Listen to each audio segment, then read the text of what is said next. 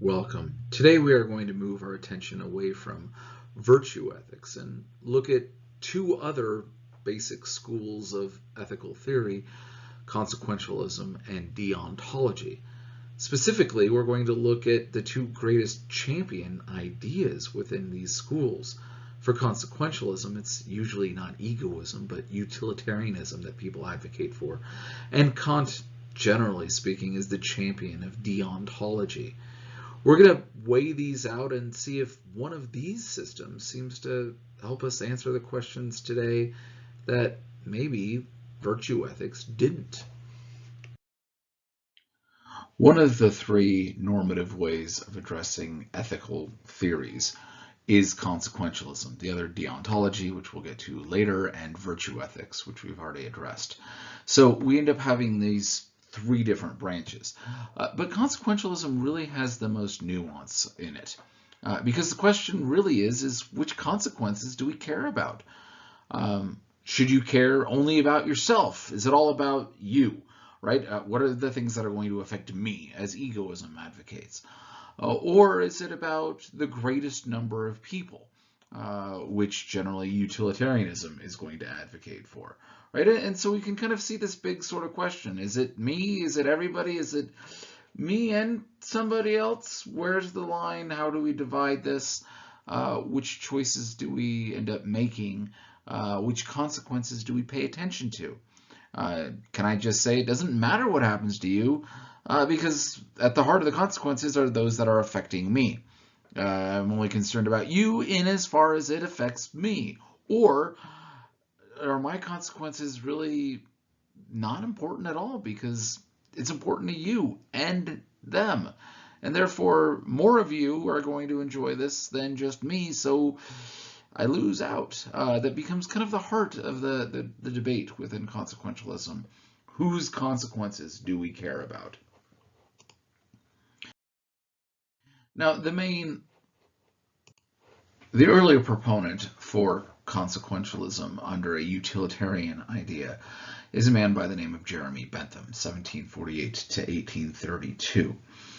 Bentham ends up advocating that nature has placed mankind under the governance of two sovereign masters, pain and pleasure. We've already encountered this idea within hedonism, but this becomes the idea here for Bentham, right? That pain and pleasure govern us in all that we do, all that we say, all that we think. Every effort we can make to throw off all of our subjugation will serve but to demonstrate and confirm it, according to Bentham, right? That you want to avoid pain and that you want pleasure, and that this is, not just unique to you, but this is unique to all humanity. In fact, Bentham, if he was wanting to expand on this, could say that this is the case for everybody, for all creatures, right? Animals as well as humans. Now, Bentham ends up addressing this idea of pleasure and pain through what he's going to identify as the principle of utility. He says, by the principle of utility, it is meant that principle which approves or disapproves of every action whatsoever according to the tendency it appears to have to augment or diminish the happiness of the party whose interest is in question, or, what is the same thing, in other words, to promote or to oppose that happiness, right? So utility, which utilitarianism will derive its name from, really just kind of means, is this going to be something that's going to help me or others, as the discussion ends up going, to be more happy or less painful, or is it going to do the opposite, right? So do I take a hammer and hit my thumb? No. Right? Why? Because that's not going to result in my happiness. It's going to result in my lack of happiness, primarily pain. And therefore, I am averse to that idea. Now, it should be, in many ways, you might think, just as simple as that. Is this going to do something that's going to cause more pain, less pain, more pleasure, less pleasure, and you might just have a gut feeling that this is going to be how it is. But utilitarianism really says that's not quite right. That what we're going to understand is that there's a lot more involved than just that first gut reaction of whether or not you think something is going to cause more pain or more pleasure. In fact, Bentham ends up creating what he's going to call a hedonistic calculus, that we're going to end up doing some sort of math equations involved in deciding whether or not something is going to cause more pain or more pleasure, and therefore which is the action that's right. And so sometimes a same action might be different because different people are involved, and there's different factors in that same equation that it kind of tips it from absolutely not, you shouldn't do that, to yes, indeed, you should. Right? The idea under hedonistic calculus is that the right thing to do is that action, singular action, that is going to maximize pleasure and minimize pain. And this, for Bentham, is for the most people involved.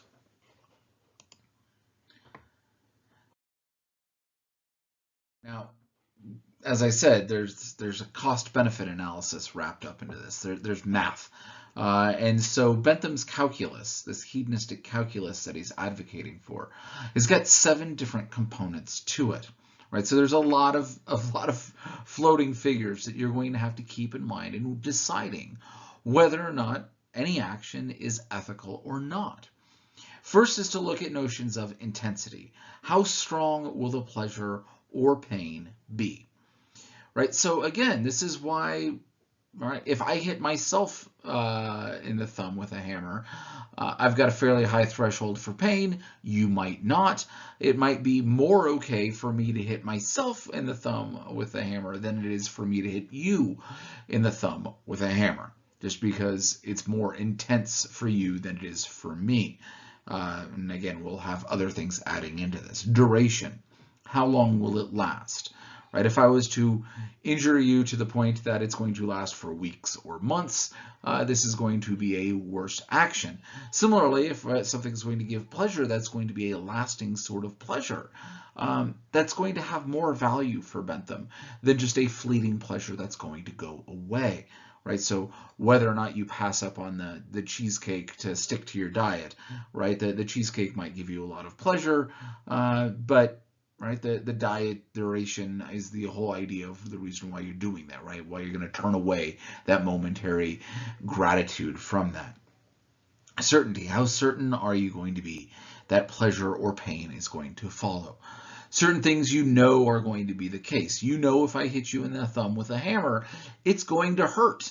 That's not a questionable thing. You're not unsure about that. You might be unsure with some other things that have got ethical weights, right?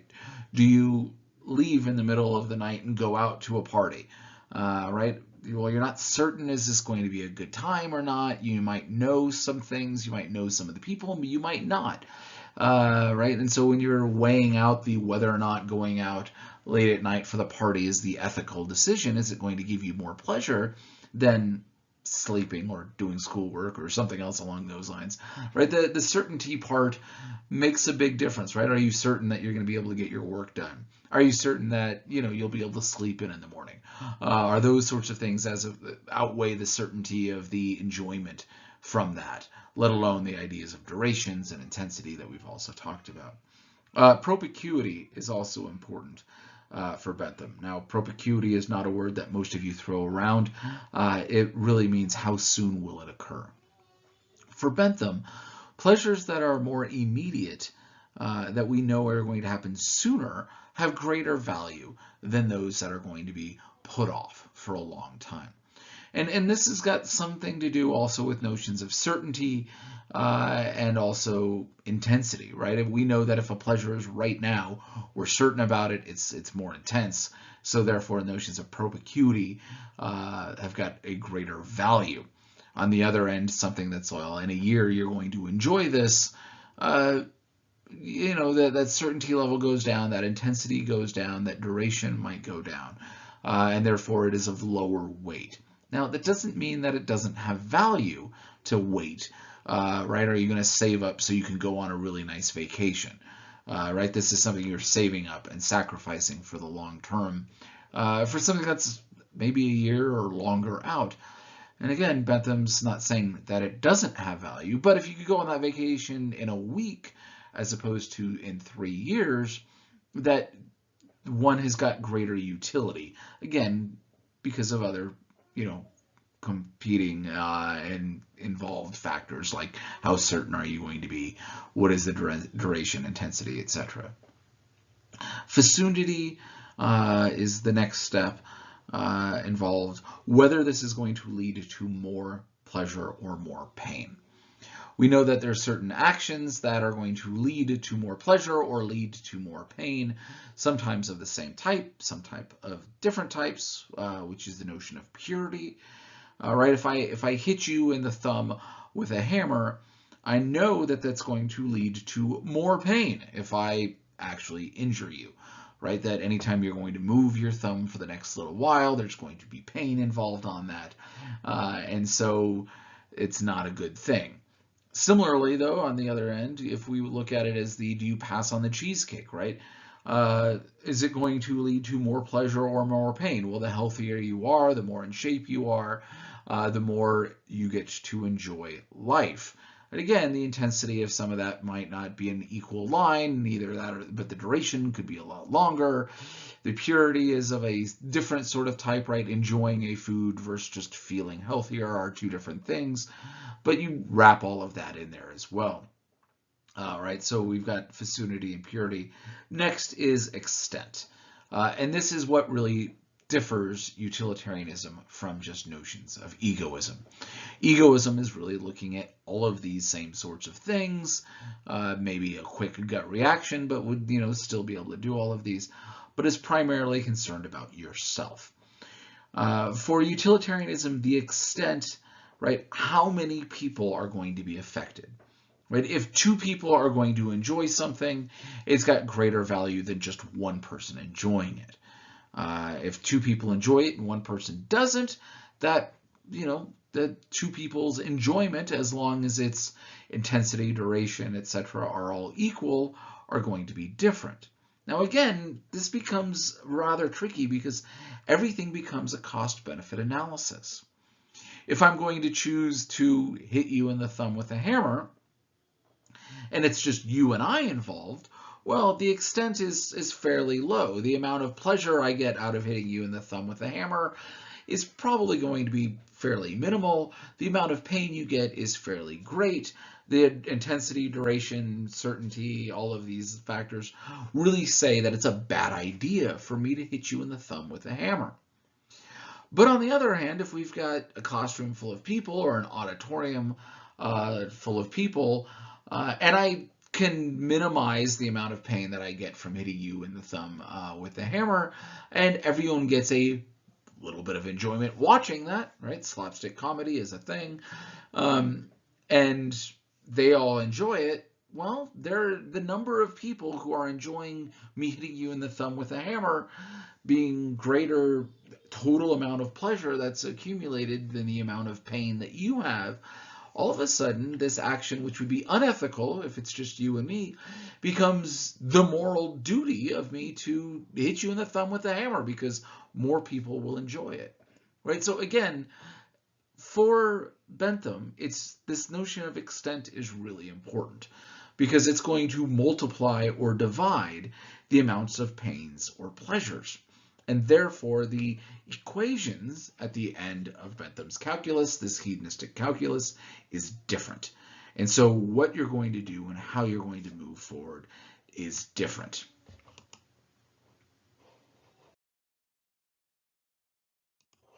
Now, key to Bentham's calculus is the idea that this is done for every individual act, right? This is why Bentham's utilitarianism is often called act utilitarianism. There's another type of utilitarianism we'll get to in a moment. But every act needs to go through this same process, right? Do I hit you in the thumb with the hammer? Yes or no? I'm running through these 7 steps of Bentham's calculus. Same thing of the do you go out to the party? Right? You're going to run through intensity, duration, certainty, propinquity, fecundity, purity, extent, right? How strong is the pain or pleasure going to be from this party? It could be a really good party. It could be a lot of pleasure. How long is it going to last? I know so-and-so is throwing the party. These usually last for, X amount of hours. Certainty, are we going to be fairly certain that there's going to be pain or pleasure? Yes, maybe if you take that one last drink, you need to redo this equation, but right? Propinquity, how soon will it occur? Right when I go out. Vicinity, whether it's going to lead to more pain or more pleasure, right? The relationships I gain from this, the fact that I'm here, the associations I get are going to lead to more pleasure of this type. If you've got a hangover because you overdid it, that's going to lead pain of that type, right? You got to weigh these things out. Purity, is it going to be the same type of pleasure or pain wrapped up within this party, what you're going to do, how many people are going to be affected, and so sometimes for a party there's a multiplying factor, sometimes not, depending on what you're going to do, right? Same thing, do you go out on a date with somebody? Intensity, duration, certainty, propinquity, vicinity, purity, extent. You're going to run through all of these things. And while somebody's asking if you'd like to go out on a date, or you're considering whether or not, right, they might have lost interest. This could take a little while, right? Do you choose pizza or a sandwich for lunch? You're going to run through that exact same sort of equation, right? You're going to go through that entire list. And we see immediately the drawback of act utilitarianism is that it's going to take a while if you're really doing this in all earnestness. There's also a lot of times you're not sure how certain are you going to be that the pain or pleasure is going to follow, right? You're going to try a pizza at a new place. It could be really great or it could be garbage. And you're like, so, right, do you spend the money to go do this? Do you go out? Do you spend the time, etc., right? Is this the right choice? Or do you stick with the same thing that you know? The pleasure, it's certainty. You know what it is, as opposed to everything else. But again, everything takes time, and there's new factors, right? If I was to punch you in the face, we would generally see again that this is wrong. But if we're boxing or involved in MMA or something else, there's a different category, right? The fact that you know you're going to get hit changes some of these things. The fact that you've walked in voluntarily into the boxing ring, you've got a different sort of engagement with that. Oftentimes, too, this is for a greater extent, or vicinity is going to lead to more pleasure or more pain. Greater number of people are going to watch, even if we're just sparring, that we're both going to be better at this, and more pleasure is going to follow for both of us as a result of it. Right? And again, there's a lot of little factors. If you're boxing but you weren't free to choose it, then again, that changes the equation, as opposed to you're getting paid, or you're going to get paid a lot versus just a little. All right, so again, every act, even if it's the same act in the same area, could look very different depending on all of the other factors involved. And so again, this takes time.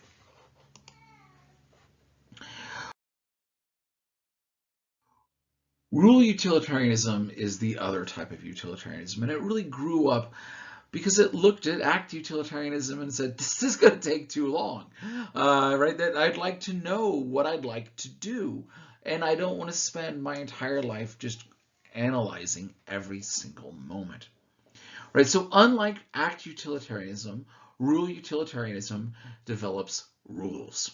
You're going to have rules, and you're going to follow the rules that will generally lead to the greatest amount of good, happiness, and least amount of evil, pain. Right? So we're not looking at this as a single individual act, but as a rule, is this okay? As a rule, is it okay for you to go out to a party when you've got no other obligations? Probably.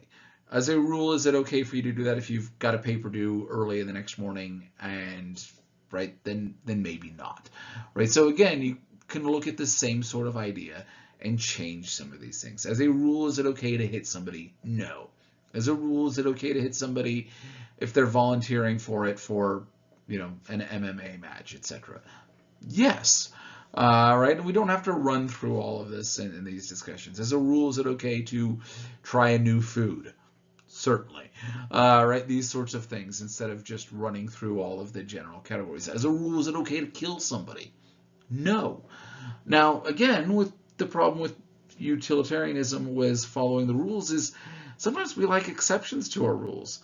And how do you mix that? How do you shape that in? And how do you know between fairly similar things which rule is going to dominate?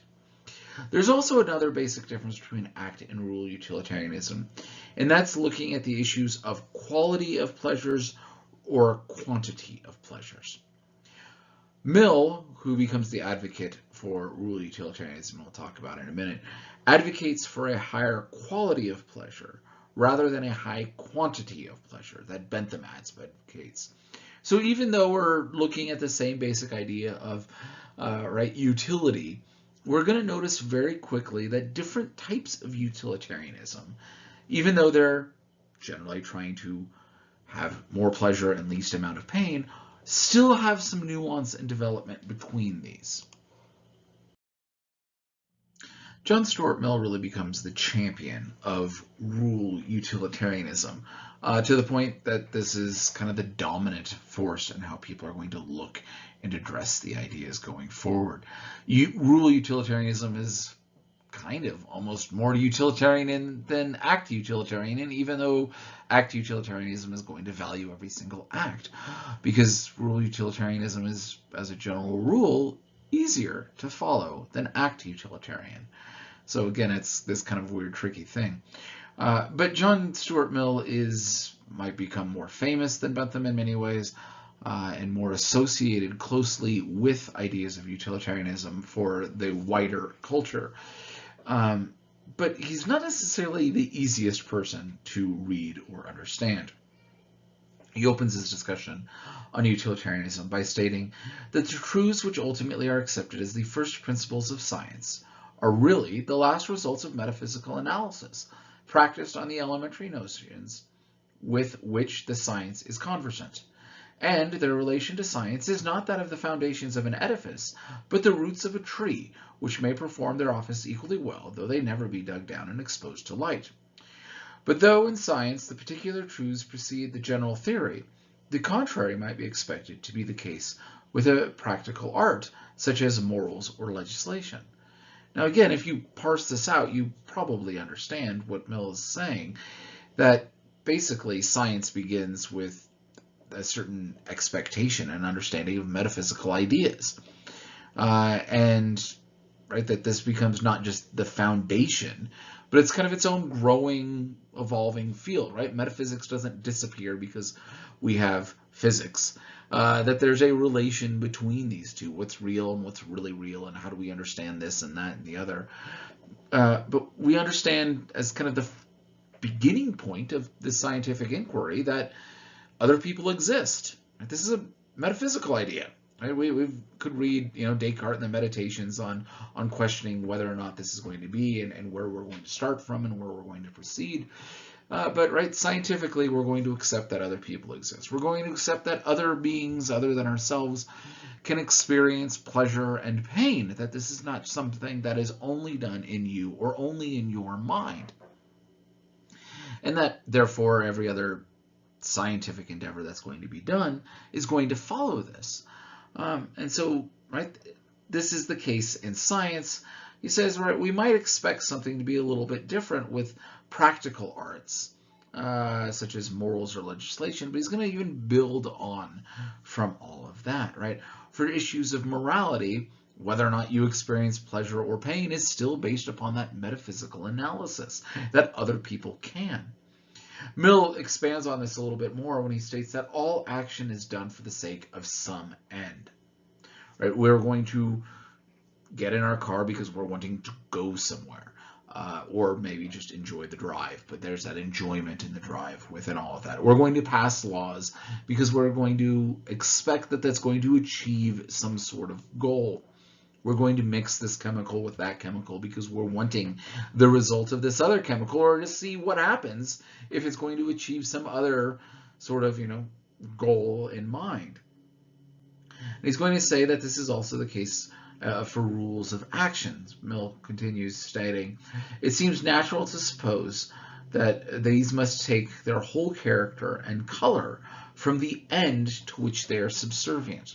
Right? Mill is advocating very much, from the position that morals and legislation, all rules that we're going to construct, are not done just for those rules themselves, but for the end of what we're going to do this, right? He's championing the idea of consequentialism. What are the consequences of this act? This is what's going to give something value. Is it going to be good or bad? And so we're going to combine this with the principle of utility that Bentham ended up advocating and creating a new version of utilitarianism, building on this with a strong emphasis on the consequences being what matters.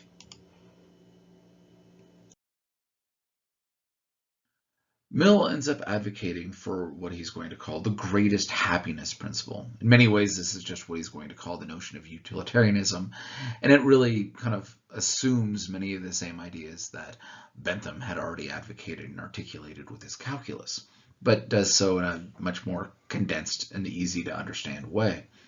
He ends up arguing that the creed which accepts as the foundation of morals, utility, notion of utilitarianism, or the greatest happiness principle, which he's going to wrap this all up together, holds that actions are right in proportion as they tend to promote happiness and wrong as they tend to produce the reverse of happiness. So if you're wanting to know if an action is good or bad, does this action tend to promote happiness, or does it tend to promote the reverse of happiness? Does it tend to produce pleasure, or does it not? Right, so notice that here we're looking at notions of happiness specifically, not just pleasure or pain, although these obviously have a correlation to happiness.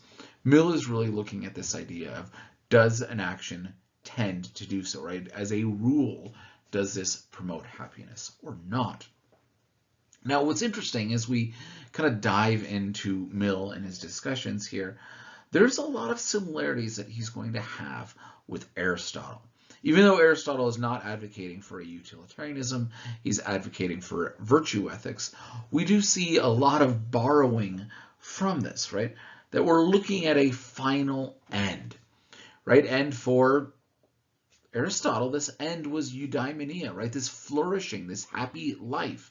And so Mill is also wanting to look at a happy life and a complete life in a sort of way.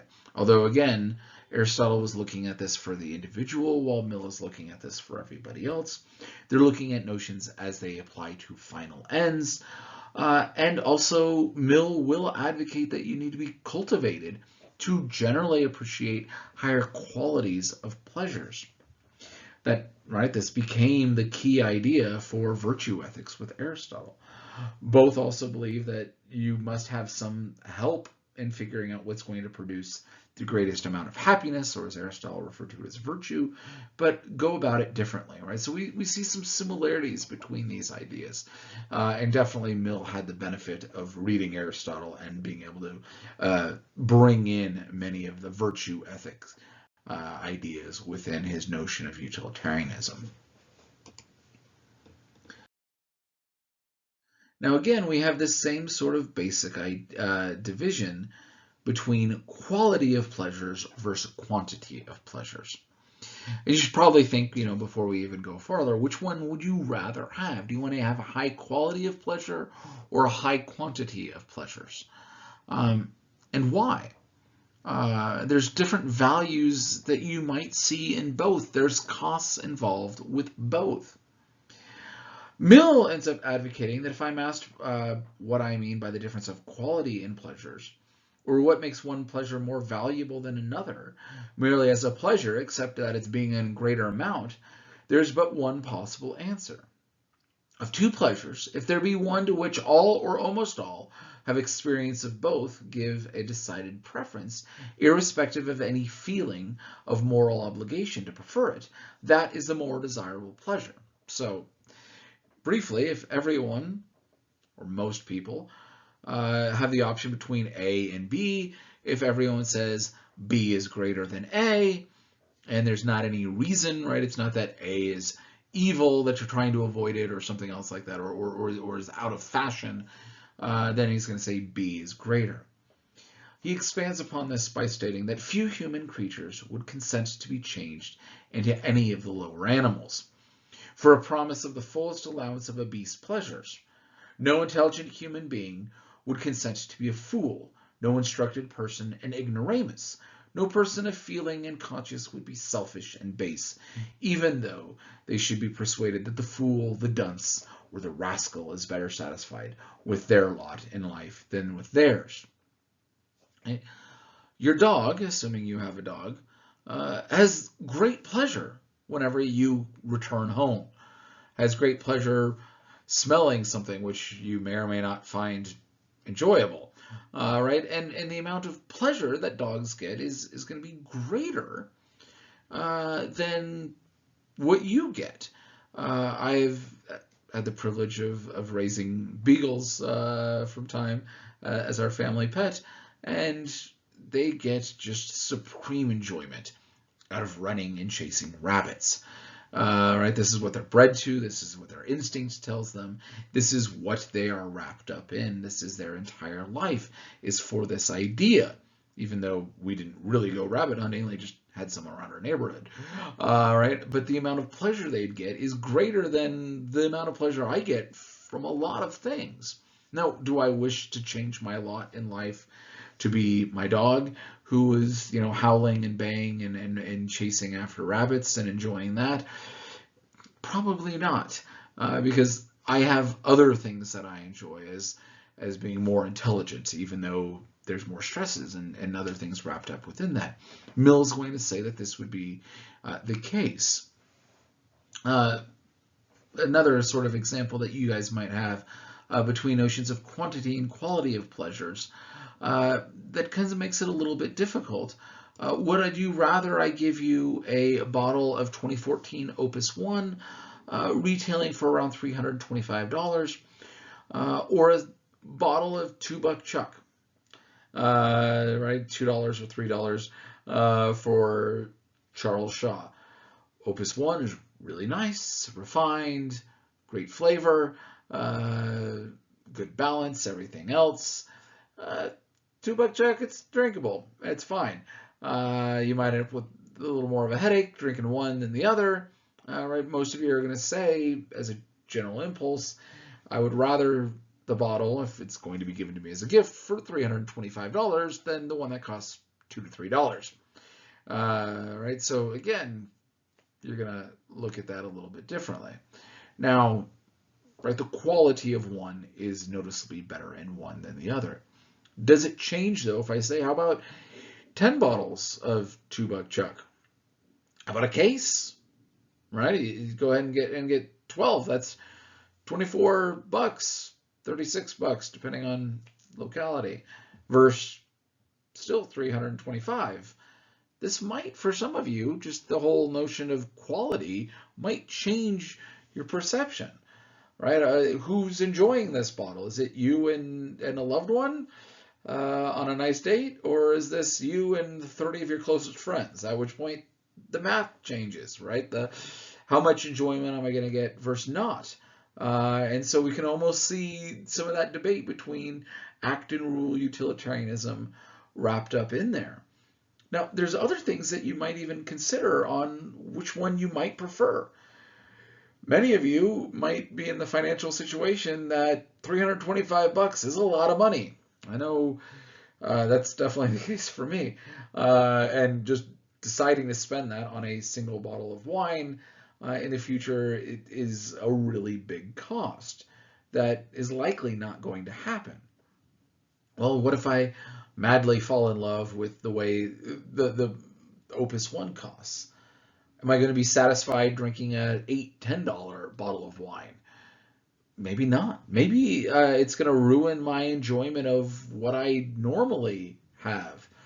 On the other hand, if you give me, a bottle of $2 Chuck, my enjoyment over that at the moment won't be as great, but I'll be able to enjoy it more when I'm drinking my other stuff, right? What does it do to future enjoyment? That other stuff that's spending, $7 on a bottle of wine. Like, well, this stuff's fantastic in comparison to the $2 that you spent on the other, right? And there can be a big difference in lasting notions of pleasures on what you're going to do. Now, again, you weigh all of these things in there, and sometimes these are, right, without moral considerations, you might prefer one for the other for the extent, and not just for the single moment. What about if I offered you either the bottles of wine or a gallon of gas to huff out of a sack? Most of you, I would hope all of you, are going to prefer the wine to huffing gas and sniffing gas, because that's, not very good for your brain, etc., right? That we're going to want to avoid those sorts of pleasures. Now, is this something that might be pleasurable? There's people that do it, so I'm assuming some find it enjoyable. Is this something that you theoretically should enjoy, right? This becomes even part of that discussion that we had with Mill, right? Of the how many people, right, would choose to do this without the feeling of moral obligation, right? You're going to say, no, it's not a moral obligation that I have to have the wine instead of the gas, but, maybe a practical one of where I'm going to be and how I'm going to do this, right? So you're going to have different sorts of ideas weighing in on the quality of pleasures. In fact, the lady here pictured might enjoy huffing gas more than you would enjoy the bottle of Opus 1. And the cost is noticeably a lot less, and it's found everywhere. And, you don't need an ID for it or any of these other things. But again, all things considered, there's a greater value found in one to the other, right? The quality of pleasure matters, not just the quantity of what's going to be involved with all of that. And so as we see within our discussion of utilitarianism, there are merits of both act and rule utilitarianism, and which ones we want to see if something is okay or not okay. Rule utilitarianism is, as a general rule, easy. You can decide, right, do I hit somebody? No. As a rule, that's not going to lead to more happiness. It's going to lead to more pain and less pleasure. Although, again, we're going to have different things wrapped up into notions. If we're going to look at true utility, we might look at the number of people who are going to enjoy you hitting somebody and change your mind on all of that. That the equations can change. There's a lot of ease wrapped up in rule that you don't necessarily see that when it's with act utilitarianism. A couple of examples to look at too. Is it okay to lie? As a rule, we would all say, no, it's not okay to lie, right? That lying as a general rule is going to promote less happiness in the world than telling the truth would. But what about to save somebody's life? If your lie is going to save somebody's life, right? Actually, for act utilitarianism says, absolutely, go ahead and do that. How about to get out of work? Well, that's going to change it, right? Act utilitarianism, you're going to run through that calculus again, and you're going to say, maybe it is okay to lie to get out of work. How certain are you going to be to get caught, etc., etc.? What's the lie look like? Maybe it's okay to lie to get out of work. Rule utilitarianism would say it's not. Is it okay to lie just because you can? Just because it's fun to lie to people? Probably not, right? The amount of pain that they're getting versus the amount of pleasure you're getting, if you're just going to become a habitual liar, might not be the best idea. How about to steal? As a rule, no. Can we think of instances when it's okay to steal? If you're starving to feed yourself, then maybe. How about just because it's easier than work? Well, then that changes that, right? Are you able to work and you're just choosing not to? Then maybe stealing's not okay. Because you like it, because it's free stuff? Probably not, right? There's other people getting involved. The amount of pain that's wrapping up to all of them is going to be different. Is it okay to kill somebody? As a rule, no. How about to save one person's life? What if both people are innocent? Does that change? How about to save two lives? What if it's to save your own life? What is to save hundreds of lives, right? So again, we might say that at a certain point for act utilitarianism, there are times when you have to. It is the moral thing to do to kill somebody, as opposed to other sorts of ethical theories that would say it's never okay. And so again, we kind of find the squishiness wrapped up within utilitarianism. And then, of course, we have other sorts of moral obligations with trade-offs, because rarely is it ever just, do I lie, do I steal, do I kill? But is it better to lie or to kill? And different notions of utilitarianism can wrap this up, right? Do I lie instead of killing somebody? Is that generally seen as the more ethical thing to do? Because the amount of pain versus pleasure wrapped up within all of that. How about stealing versus lying? Like somebody stole the T out of that sign, right? Is that okay to do, or versus lying? Do I lie and tell somebody that I'm starving, and therefore they're going to give me that food instead of me stealing it? Is that more ethical than me just stealing it because I want it? Can you harm someone to bring about pleasures for others? Is that okay? Or harm an innocent person to win a war?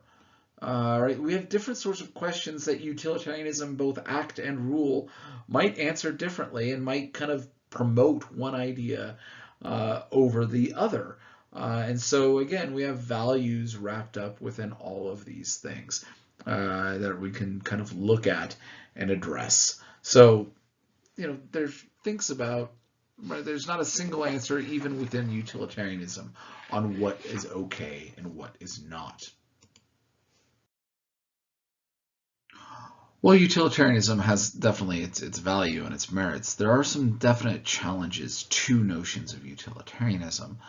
One is wrapped up in what's often referred to as the experience machine.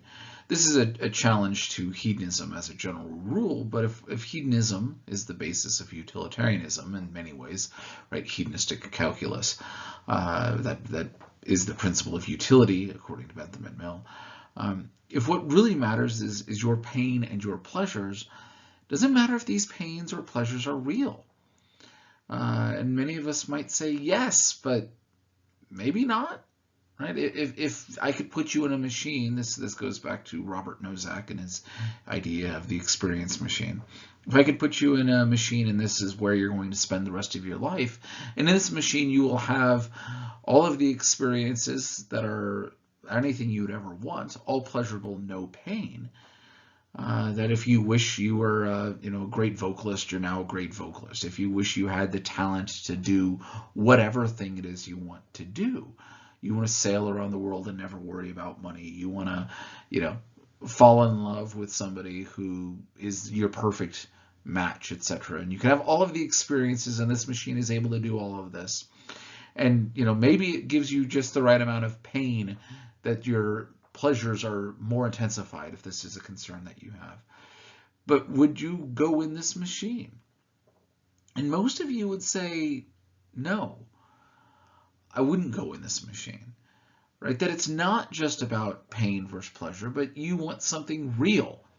And so, right, some of you are going to say that this is essential to your notions as well, and that this is a real challenge for utilitarianism, that if it's just about what's going to give the most people the most amount of pleasure and least amount of pain, and it's just the consequences that have value, maybe there's some other challenges wrapped up, that a virtual reality world isn't real enough, and therefore your pleasure isn't going to be great.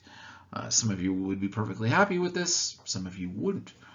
Another challenge is what's often wrapped up within utilitarianism is the argument of a utility monster. The utility monster is an interesting sort of concept, but if it's about the most pleasure and least amount of pain for the most individuals, what do you do if somebody gets intense amount of pleasure in destroying something?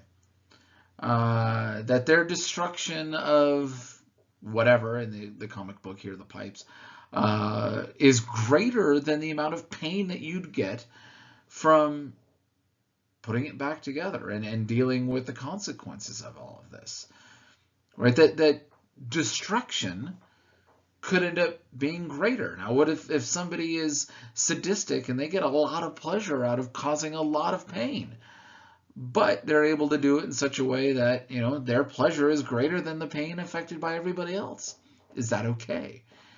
Is it okay to rob from Bill Gates because he's got the money, as opposed to your roommate who probably doesn't have as much money as Bill Gates in all likelihood? All right, does that change that idea? And therefore, is it okay for many of us to go and rob Bill Gates and Elon Musk and all of these other rather wealthy people? Does this make it okay to just go and take their stuff? Because our pain by not having this and their pain from having it lost aren't equal, right? That our pleasure out of getting it is greater than the pain that they have that they lose it. Does this make it okay? So this becomes one of the challenges of utilitarianism. If we're looking at the greatest amount of pain and least amount of pleasure, we have these issues of, does it have to be real? And can we allow for things like the utility monster, who wants to just take everything wrapped up within all of that? There's another basic challenge to utilitarianism and hedonism overall, put forward by people like George Orwell and Dostoevsky, who want to end up advocating that we're not just wanting pleasure, that there are those who actually want pain. Dostoevsky argues that sometimes people just want to destroy things. Orwell, in his commentary on Mein Kampf, calls Hitler an absolutely horrible person, because he was, but also says that he understood the falsity of the hedonistic attitude of life. That there might be some benefits to democracy, but there's also some value in economic theories of fascism, because they understand where socialism and even capitalism, he says in a grudging way, that people say, I offer you a good time. Hitler said to them, I offer you a struggle, danger, and death. And as a result, a whole notion flings itself at his feet. Perhaps later on they'll get change of it and change their minds, but at the end of the last war, after a few years of slaughter and starvation, greatest happiness of the greatest number is a good slogan. But at this moment, Orwell says, better an end with horror than a horror without end. That this becomes the winning idea. And so that we're almost lose the emotional appeal if we're saying we're all in this together and we're wanting to do good. That there's sometimes this idea that people want to struggle. One of the reasons why you want to stay in real experiences is that you want to struggle more. And that it's not just about what's going to be the greatest happiness for the greatest number. It's not that you should sacrifice yourself because everyone else is going to say that they're going to enjoy it. That there might be internal value and internal worth. And this becomes the main value of deontology. The idea that you have duties and obligations similar to notions of virtue ethics, that things might be good or bad in themselves, that there are universal situations. It's never okay to harm, to hurt, to destroy, but that there's value in individuals, that somebody has a dignity in their life, and it's just not a means to achieving a greater consequence for a greater number of people. And if this is where you're happening to side within this, deontology as a school is the greatest sort of idea. It is involved within this idea. The greatest champion of the deontology school is Immanuel Kant, 1724 to 1804. Kant ends up advocating very clearly that nothing can possibly be conceived in the world or even out of it which can be called good without qualification, except for a good will. That it is your will that is going to decide if something is good or bad. Is the idea of what you're willing a good thing, even if it doesn't happen, even if the outcome isn't great, the fact that you chose to do good, right? It's the thought that counts. is the idea that Kant is advocating for. The sight of being who is not adorned with a single feature of a pure and good will, he continues saying this, enjoying unbroken prosperity, can never give pleasure to an impartial, rational spectator, right? Anyone who is never good, even if they're winning, even if their life is great, isn't going to make anyone else, an impartial, rational spectator, happy. Becomes his argument here. Thus, the goodwill appears to constitute the indispensable condition, even of being worthy of happiness, right? Most of us would say, that a drug kingpin who's only in it for themselves, etc., and harming other people, even though they might be in charge of countries, even though they might be wealthy, even though they might, have every sort of pleasure associated with them. Most of us would say that person is not good, that this is not a good thing, because their will is not good, that they're not willing for good things. Therefore, it's not valuable, and this is what Kant is advocating for. He states that a good will is good not because of what it performs or affects, not by its aptness for the attainment of some proposed end, but simply by virtue of the volition, of the will, that it is good in itself, and is considered by itself to be esteemed much higher than all that can be brought about by it in favor of any inclination, nay, even the sum total of all inclinations, right? That the will itself becomes the thing that is valuable, that this is what we're wanting to do, that the will is where the heart of goodness is, and that it is where it is good in itself, is the argument of Kant.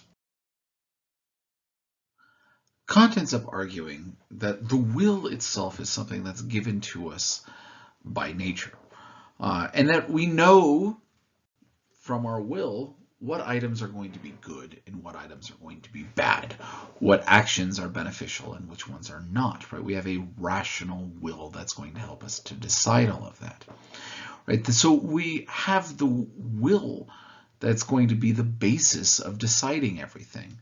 If you're doing something out of a selfish motivation or out of a selfless idea, that if it's going to have value or not, that your will is going to be able to determine all of this on its own, and that this is going to be things that are going to be good in themselves as a result. So it's not about the ends in themselves, because our will is able to determine what the ends may or may not be, and why you're choosing something or not, right? The will itself is going to be the determining factor on where morality is going to sit, contrary to what Mill is advocating, that it's about the consequences that's going to be coming out of that. Kant ends up advocating that though not the sole and complete good, this must be the supreme good and the condition for every other good, even that of the desire of happiness. Right? He's going to say, yes, that there might be consequences that are good, but if you didn't will things along the way, that the tyrant might enjoy their life, but they're not a good person because their will is not for the concerns of their people, etc. It says we have to develop the notion that the will, which derives to be highly esteemed for itself and is good without the view of anything further, that this is the way that we should look at and determine if actions are moral or immoral. Not if whether or not the consequences which follow, but what is it the intent? What is the will along these ways? And that this is going to give value for every other action.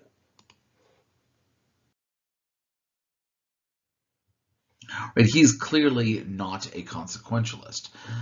He's going to say that the second proposition, the second sort of argument, is that an action done from duty derives its moral worth, not from the purpose which it is attained by it, but by the maxim by which it is determined, and therefore does not depend on the realization of the object of the action, but merely on the principle of volition, the will, by which the action must take place, without regard of any other desire.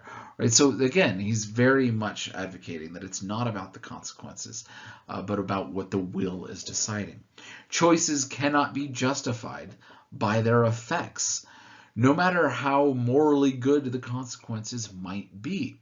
I can't kill an innocent person who's not even, to save the lives of 10 other people.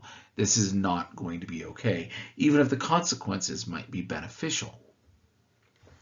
Kant advocates that the preeminent good, which we call moral, can therefore consist in nothing other than the conception of the law in itself, which certainly is only possible by a rational being, insofar as this conception, and not merely that the expected effect, determines the will, right? Any beast, rational or irrational, knows if it's having pleasure, right? But the idea of what's causing this, what's leading to this, which is even what Mill was advocating, we need the higher sort, is based upon the idea of following this moral law. This law is the idea that Kant ends up advocating for. Everything else goes under it. It says the good which is already present in the person which acts accordingly. That this is what we're doing. We have this idea of the law in ourselves. And that this is the notion of an imperative. That this is the word that's going to be used to describe this. Now, imperatives, Kant wants to point out, come in two types. And they're expressed with the term ought, right? You ought to do this, you ought not to do that, right? So you ought to do your homework, you ought not murder people, right? We have this idea of ought being put in there. And then he says, right, they show that an objective law is in relation to reason. That this is what the term ought sort of implies. Now he's going to say that, again, they all come in two different ways. There are hypothetical imperatives and there are categorical imperatives. Hypothetical imperatives represent like necessity. If you want to get a good job, you ought apply for it. Right, that you can't expect it, that doesn't happen, right? If you want the job, you know you have to apply, right? There's this sort of hypothetical condition. If you don't want a good job, then you don't need to have that, right? Hey, if you want to have a really good steak, you ought to eat at such and such a place, right? Because they've got really great steak. Okay, well, I'm not feeling like steak. I'm feeling more like tacos, whatever. So I'm gonna not go there, right? There's no moral condition, right? It's a hypothetical, one related to the other, right? If I want to do this, I ought to do that. It's an imperative, but we're not going to be talking about it with this sort of idea of having to have a moral component. Because it's, again, hypothetical. If you want this, you ought to do that. Categorical imperatives, though, are different because they are objects of necessity. There's not a maybe you don't want to do it. It is you ought to do it, and you ought not to do anything else. And this is a categorical answer on how you should move forward with this idea. Again, categorical imperatives. He states that the principle then, it is the supreme law. His categorical imperative, the famous categorical imperative that follows after Kant, is act always in such a maxim that thou will at the same time become a universal law. That this is the sole condition under which a will can never contradict itself and is therefore categorical. So is it okay to lie? Well, can I will that lying is a universal law? Can I will that anyone can lie? No, I can't, because then truth has no value. There will be no trust. There'll be a breakdown of society. I won't even be able to talk to myself without lying, right? I cannot will that lying is universally okay. Therefore, lying is not okay. Can I will that killing somebody is okay? Well, in this case, I might want to kill so-and-so. Hey, it's good that I kill him. Right? Do you go back and kill baby Hitler? Right? You know, that's fun moral quandary some people have. If you had a time machine, would you kill baby Hitler? Utilitarians would definitely lead towards the yes argument, right? Consequentialists, yes. Bad man do bad. Get rid of him. Works out well. But Kant really says no, because while you might will to kill baby Hitler, you can't will that killing people is okay, because that would mean that killing any baby is okay. Killing any person is okay, and therefore it's not something we would universalize and make okay. And so this is going to change it, right? The will, even though the consequences might be great, even though the consequences might be beneficial for all of mankind, you cannot will to do such a bad thing. And because you cannot expect that it becomes a universal law. Now, there's a second sort of part of the categorical imperative, which is sometimes mentioned and sometimes not. And this is, he says, to act in regard that every rational being, thyself and others, that they always have a place in the maxim as an end in itself. Right? So act upon a maxim which at the same time has its own universality for every rational being. So every rational being would be able to approach this idea that you shouldn't lie, that you shouldn't kill. And therefore also every rational being must be treated as an end in itself. And this is the really tricky part for Kant and the categorical imperative for a lot of people. We might will that one action be okay. We might even will that an action become universalized. But are we using people as means or as ends? Right? And this might change the morality of a situation. This was one of the things that Kant advocated against notions of slavery for. He says that you're going to be treating people as means and not as ends in themselves. And since they are rational creatures, they are ends in themselves.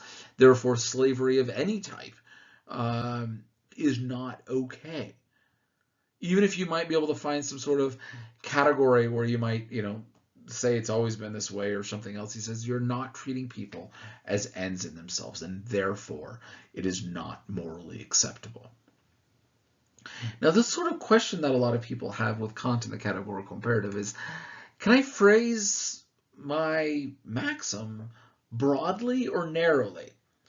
Kant advocated that it needed to be very broad, right? Lie, kill, cheat, steal, etc.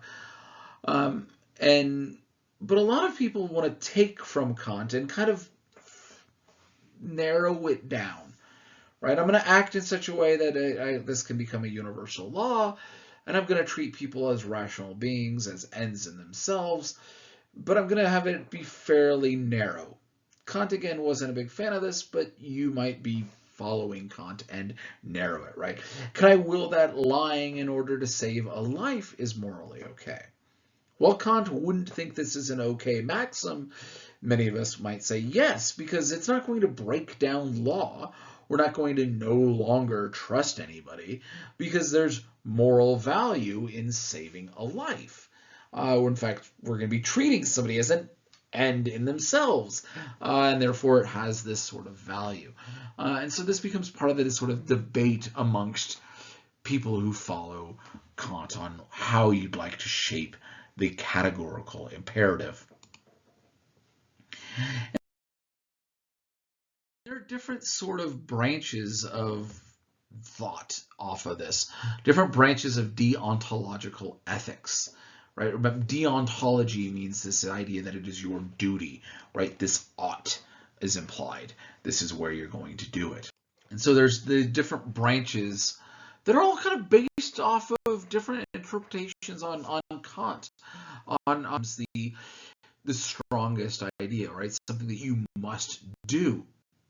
And Kantianism kind of becomes the catch-all phrase for your main deontological moral systems. In fact, all of them claim to be Kantian. And there's really three major branches. You have your agent-centered, your patient-centered, and your constructuralist. Right? The agent-centered, each agent has obligations that they must follow, that they may be shared with others, but applies to them. Right? You have your own obligations that you must do. You have a relationship between a parent and a child and a spouse. Right? I have obligations. If I only have one loaf of bread and my child is starving and your child is starving, I have obligations to my child. Therefore, my child gets it. Sorry. That sort of idea, right? This becomes this sort of idea. I have obligations, therefore I must do these obligations within this idea. The patient-centered, it's a rights-based rather than duty-based idea, right?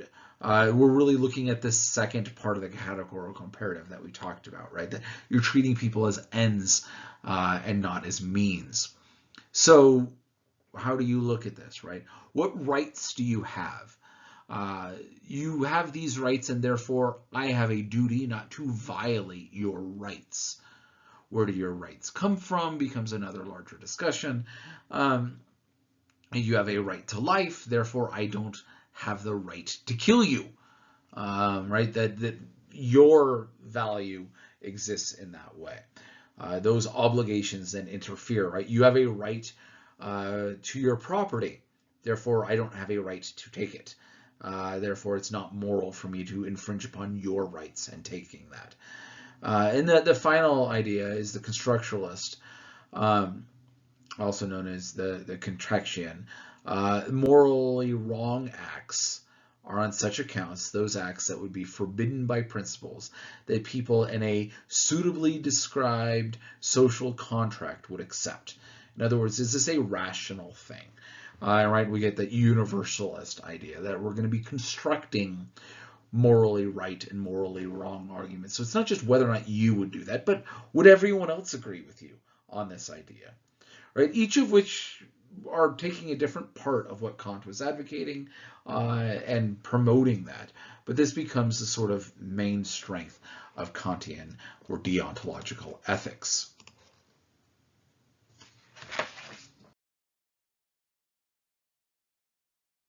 So we end up having a big question about different moral practices. Are they right or are they wrong? I mean, there's certainly clear things like murdering is not okay.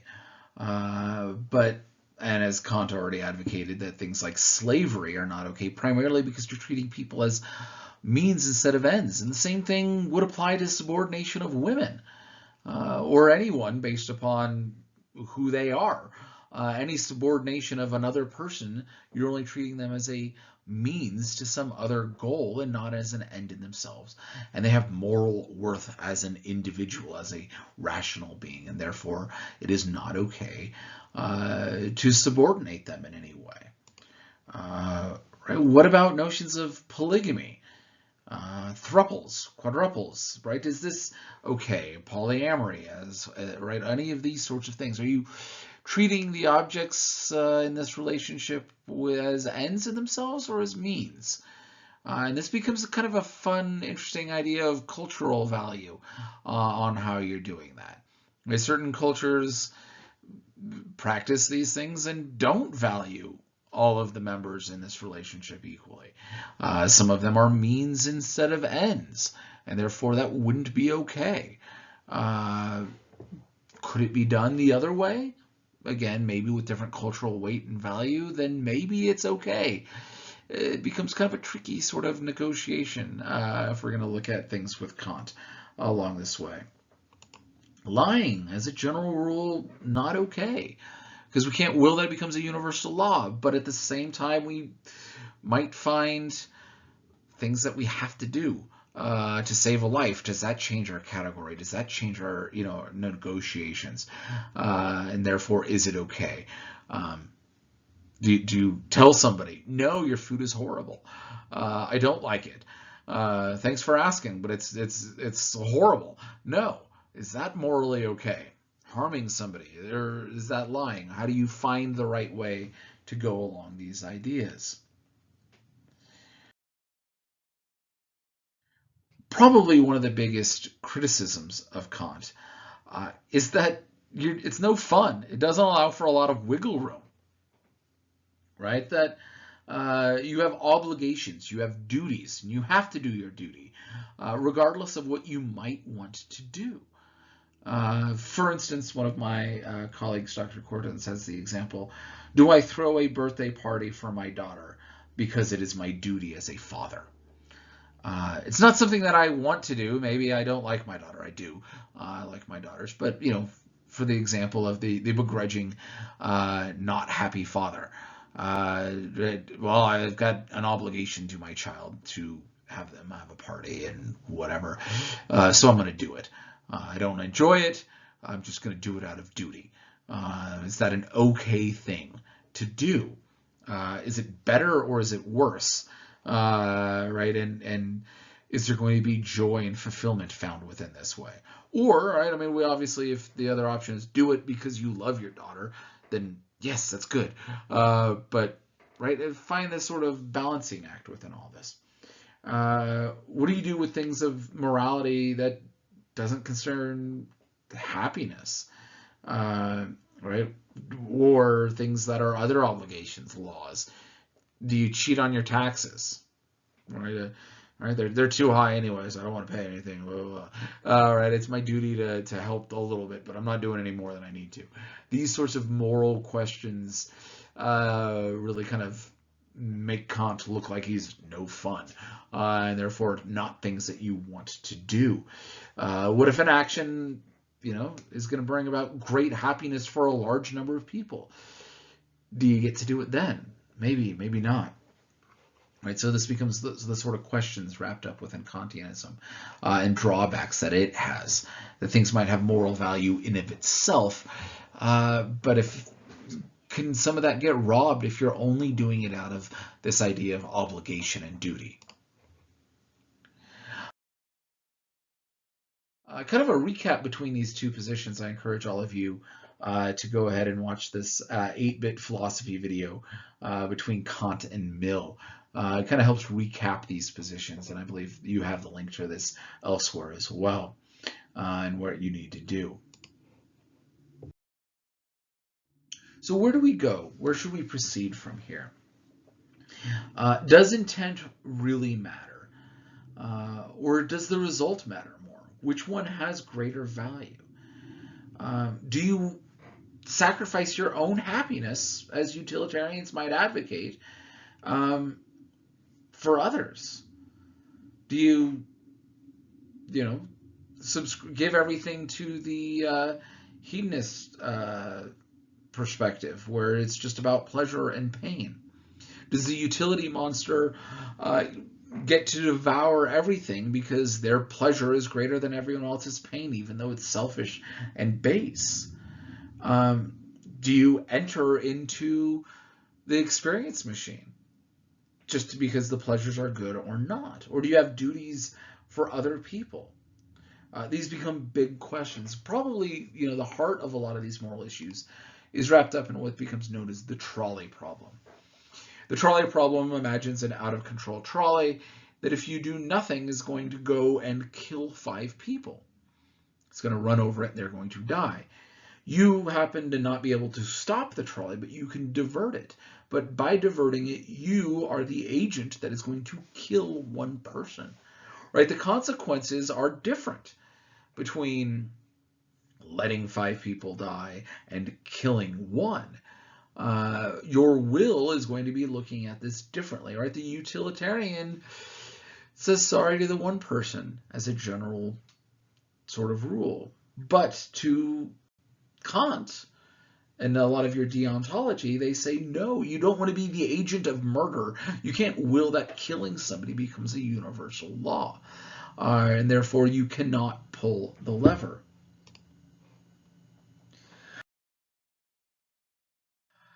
A fun exercise that you all should do is to go on to themoralmachine.net. It's hosted by MIT. MIT is actually trying to create this same sort of trolley problem scenario to help with the idea of self-driving cars and understanding the difference between killing and letting die, and who should be favored or not. So go to the website, run through this all on your own.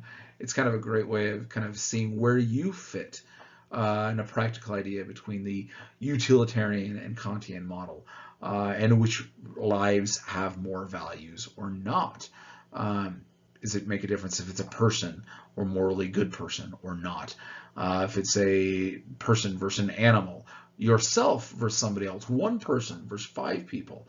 All right, all of these things kind of wrap all up, and you can kind of decide.